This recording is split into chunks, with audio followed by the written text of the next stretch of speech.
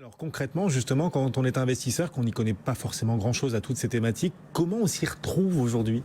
Alors les gros investisseurs, ils savent, de façon générale. On a une étude de Vigeo qui nous dit que face à l'enjeu climatique, 58% des plus grandes banques mondiales sont d'ores et déjà d'accord pour s'orienter vers des solutions de financement durables et vers l'investissement socialement responsable. Vont-elles le faire? C'est une autre question, mais elles sont d'accord, en tous les cas, pour regarder la question. Et dans ce cadre-là, on sait que le rôle des fonds de pension est très important parce que les fonds de pension regardent un horizon long terme, voire très long terme. Et en France, on peut noter par exemple l'engagement de l'ERAFP, le fonds de retraite de la fonction publique. 4,5 millions de fonctionnaires, c'est 23 milliards d'euros d'actifs sous gestion.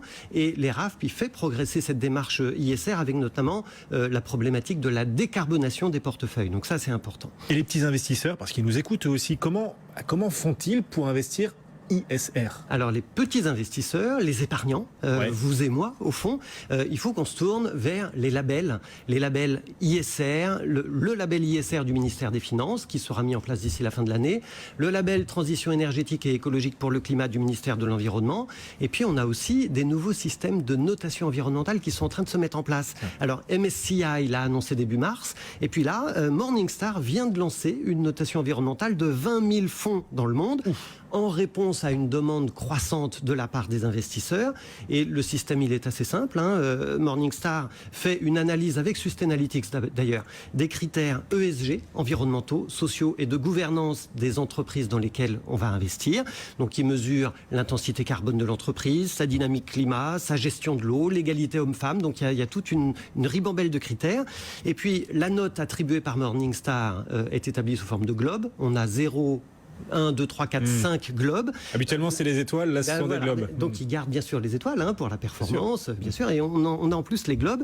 Cette note, elle est publiée sur Internet, et les fonds, on peut préciser quand même que les fonds ne payent pas pour être notés, parce que sinon, il y aurait conflit d'intérêts. Précision importante. Oui, et Morningstar précise que tous les fonds qui s'annoncent comme étant vertueux ne seront pas forcément bien notés par Morningstar. En tout cas, si vous nous écoutez, que vous nous regardez, et que vous êtes convaincu de vouloir investir socialement responsable, parce que vous l'avez vu, la thématique monte véritablement en puissance, les enjeux financiers sont gigantesques, vous nous avez donné quelques chiffres. Si vous voulez investir, vous pouvez donc trouver les fonds à travers l'échelle Morningstar, donc qui va désormais noter 20 000 fonds ISR, c'est ça? Exactement, dans le monde. 20 000 fonds dans le monde, notation environnementale, dont tous les fonds ISR. Exactement. Ça rapporte de l'argent. Voilà, moi je suis un particulier, j'entends tout ça, je comprends que c'est un enjeu qui monte en puissance, mais est-ce que c'est rentable d'investir dans des entreprises socialement responsables? Est-ce que ça rapporte de l'argent? Ça rapporte de l'argent, et j'ai envie de préciser oui et non, ça dépend du type de placement que vous faites, comme n'importe quel type de placement financier.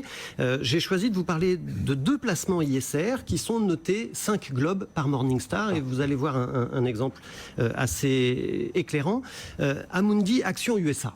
Alors, le nom du fonds parle de lui-même, il est donc géré par Amundi, ce sont des actions, donc c'est un placement risqué sur des actions américaines.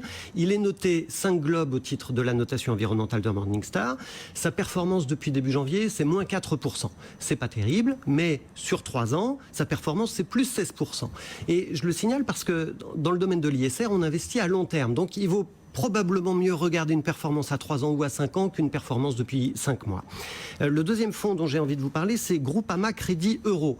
Il est lui aussi noté 5 globes au titre de la notation environnementale par Morningstar. C'est un fonds investi dans des obligations européennes essentiellement. Ce fonds-là, il progresse de 2% depuis le mois de janvier, quand le CAC 40 fait moins 2%. Donc vous voyez qu'effectivement, on peut gagner de l'argent, on peut investir ISR et environnemental et avoir de la performance financière, bien évidemment.